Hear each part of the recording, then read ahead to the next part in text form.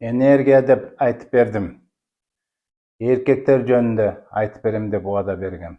Эркектердин төшөк маселеси жөнүндө эки өзгөчө маанилүү нерсени айтып берем. Уккула. Экинчиси өтө маанилүү.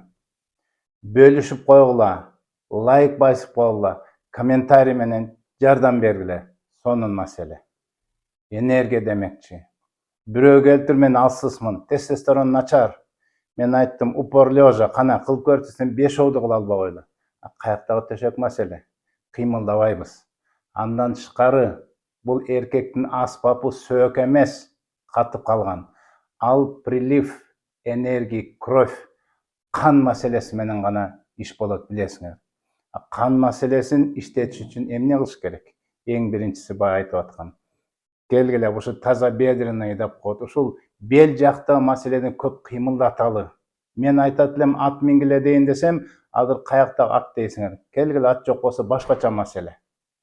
Мынакей мынага көргүзүп аткан, айтылып аткан белге, чатка пайдалуу кыймылдарды, зарядкаларды жасайлы. Ошол жактан кан айланат. Андан тышкары, эркектин күчү белинде дегендей, бизде эң сонун тактика бар.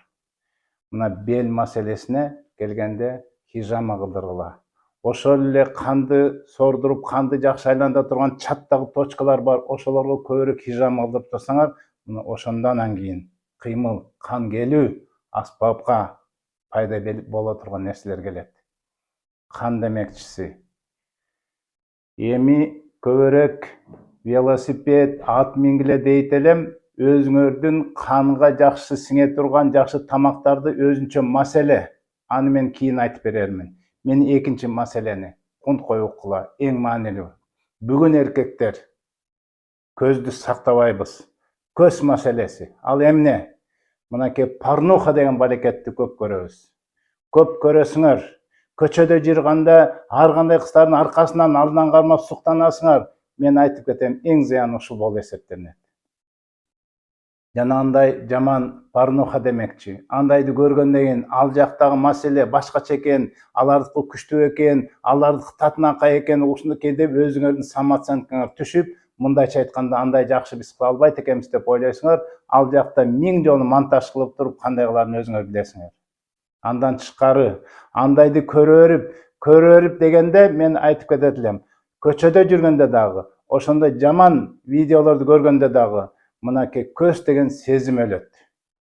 Сезим боюнча. Бизде осязание, обаяние дегенде кыргызча айтканда көрүү сезими бар, угуу сезими бар, жыттоо сезими бар, укалоо, кармалоо сезимдери менен мына эркектин күчү, ошо эрекция ошодон пайда болот. Ошолорду өчүрбөгүлө. Ал кантип? Адам бирдекени көрө бергенде кызыгат. Көрмөктүр пайдалангандан кызыгы жок болуп калат. Дагы да бир мисал, жыт. Бериңерге бир жытты жыттатып токтоп духи чытадыңар. 5 мүнөт жытты билесиңер, андан кийин жыт сезбей да калат. Мына ошо сыяктуу көз көрө берип, жыт кармалап, угуу берип, биз сезбей, ошон үчүн алсыз. На атомном уровне, клеточном уровне, на уровне тестостерона өлгөн эркектик касиет. Андыктан жанагы мен айтып аткан эки нерсеге өзгөчө көзгө сак бололу. Ассаламу алейкум.